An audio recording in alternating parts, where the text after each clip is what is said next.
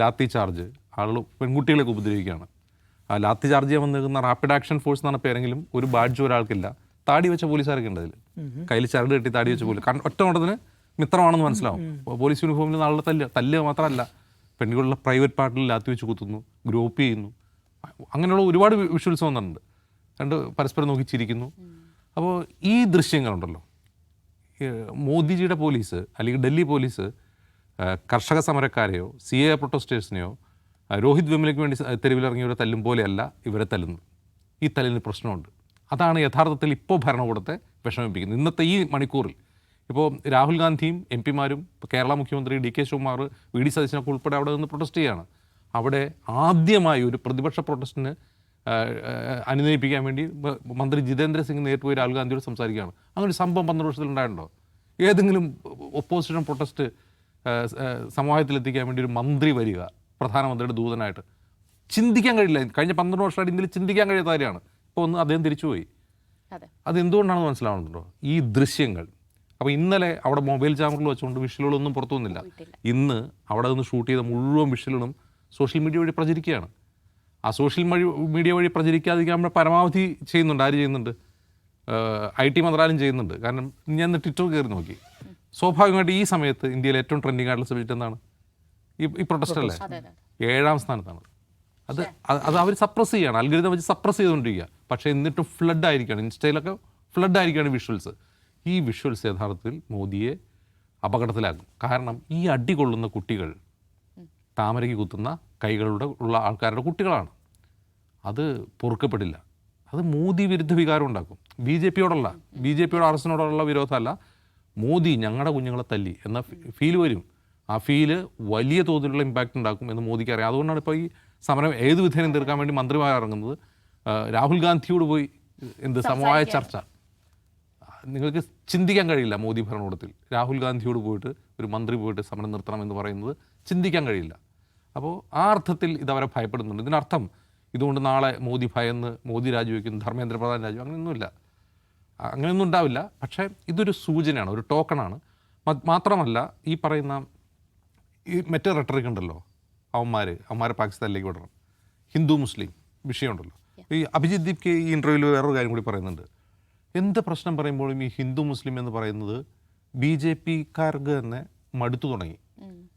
കാരണം ഒരു മുസ്ലിമിന് വേദന ഉണ്ടാകുമ്പോൾ ഈ വോട്ട് ബാങ്ക് സന്തോഷിക്കും എന്നാണ് മോദി വിചാരിക്കുന്നത്. അങ്ങനെ സന്തോഷിക്കുന്നില്ല. ആ സന്തോഷത്തിന് അല്പായുസേ ഉള്ളൂ. അത് കുറേ കഴിയുമ്പോൾ ആൾക്ക് അത് മടുക്കും ആ റെട്ടറിക്ക്. കാരണം 2014 മുമ്പ് മോദി പ്രൈം മിനിസ്റ്റർ ക്യാമ്പയിനിൽ പറഞ്ഞുകൊണ്ടിരിക്കുന്ന അതേ കാര്യം തന്നെയാണ് 2026 പറയുന്നത്. അത് സത്യമാണ്. അഭിജിത് ദീപ്ക്കെ പറയുന്ന കാര്യം സത്യമാണ്. 2014 മുമ്പ് എന്തായിരുന്നു അദ്ദേഹം പറഞ്ഞുകൊണ്ടിരുന്നത്? UPA മൊത്തം കള്ളന്മാരാണ്, കോൺഗ്രസ് രാജ്യം കട്ടുമുടിച്ചു, ആകെ മൊത്തം ഇവന്മാരാണ് ഭരിച്ച് കുളമാക്കിയത്, ഇവന്മാർ മറ്റവന്മാരാണ്, ഇതൊക്കെ ഇതേ കാര്യമല്ല ഇപ്പോഴും പറയുന്നത്. പുതിയൊരു കാര്യം എന്താണ് പറയുന്നത്? ഇപ്പോൾ രാജ്യം ഇന്ന് നേരിടുന്ന പ്രതിസന്ധികളിൽ ഒരു കാര്യവും പുതുത് പറയുന്നില്ല എന്ന് മാത്രമല്ല, നെഹ്റുവിനെ കുറ്റം പറയുന്നു, കോൺഗ്രസിനെ കുറ്റം പറയുന്നു, മുഗളന്മാരെ കുറ്റം പറയുന്നു, മുസ്ലിങ്ങളെ കുറ്റം പറയുന്നു. ഇത് കുറേ കഴിയുമ്പോൾ ആൾക്ക് മടുക്കും. അതിൻ്റെ ലോജിക്ക് ചിന്തിക്കുന്നു എന്നുള്ളതല്ല, ഇത് കേട്ട് ഈ റെട്ടറിക് കേട്ട് മടുക്കും. എന്ത് മാറ്റമാണ് കഴിഞ്ഞ 12 വർഷം കൊണ്ട് രാജ്യത്ത് ഏത് വിഷയത്തിലാണ് ഗുണപരമായ മാറ്റം ഉണ്ടായിട്ടുള്ളത് എന്നൊരാൾ ചിന്തിക്കുകയാണെങ്കിൽ, BJPക്ക് വോട്ട് ചെയ്യുന്ന ഒരാൾ ചിന്തിക്കുകയാണെങ്കിൽ ആൾ പറയും ഗൂഗിൾ പേ വന്നു, ഒരു വലിയൊരു മാറ്റമാണ്. കാരണം മുമ്പ് നോട്ടുണ്ടായിരുന്ന സമയത്ത് നമ്മുടെ പേഴ്സിൽ പൈസ ഇരിക്കുമായിരുന്നു, ഇപ്പം നമ്മുടെ ബാങ്ക് അക്കൗണ്ടിൽ പൈസ ഇരിക്കില്ല, ഈ സാധനം ഒന്നുകൂടി.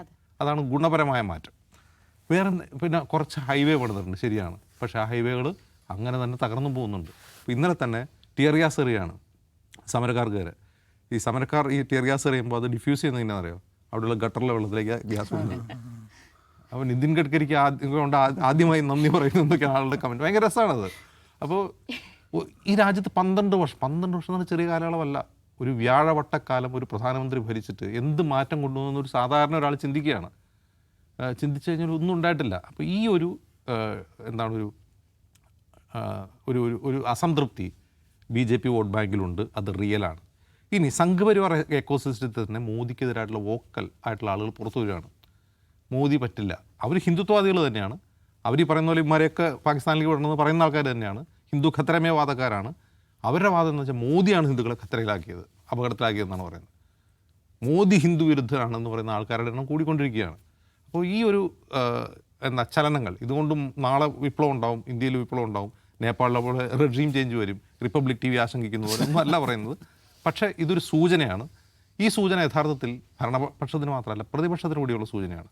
ആ സൂചന അതെന്താണ്? ആ മെസ്സേജ് യഥാർത്ഥത്തിൽ രാഹുൽ ഗാന്ധിക്ക് അറിയാം, രാഹുൽ ഗാന്ധിക്ക് അത് മനസ്സിലായിട്ടുണ്ട്. മറ്റ് പ്രതിപക്ഷ പാർട്ടികൾക്കും കോൺഗ്രസ് എന്ന ഏറ്റവും വലിയ പ്രതിപക്ഷ പാർട്ടിക്കും അതിൻ്റെ പാർട്ടി ശരീരത്തിലും അത് മനസ്സിലാകുമോ എന്നുള്ളതാണ് പ്രധാനപ്പെട്ട ചോദ്യം. ഇന്ന് അതിൻ്റെ ഒരു സൂചനയുണ്ട്. നമ്മൾ കാരണം ഒരു പ്രൊട്ടസ്റ്റിന് രാഹുൽ ഗാന്ധി നേതൃത്വം നൽകുന്നു, 2 മുഖ്യമന്ത്രിമാർ അവിടെ വരുന്നു, MP-മാരെ അറസ്റ്റ് ചെയ്യുന്നു. ഇതാണ് യഥാർത്ഥത്തിൽ ഇന്ത്യ രക്ഷപ്പെടാനുള്ള ഒരു വഴി. ഈ വഴി എന്താണെന്ന് രാഹുൽ ഗാന്ധിക്ക് അറിയാം. പക്ഷേ പ്രതിപക്ഷം മൊത്തത്തിന്, ഇന്ത്യ സഖ്യത്തിന് മൊത്തത്തിന് അത് മനസ്സിലാവുകയും തെരുവിലിറങ്ങുകയും ചെയ്യാതെ അവർക്ക് ഭാവിയില്ല. ഈ സമരം ചെയ്യുന്ന യുവാക്കൾക്ക് ഭാവിയില്ലാത്തതുപോലെ.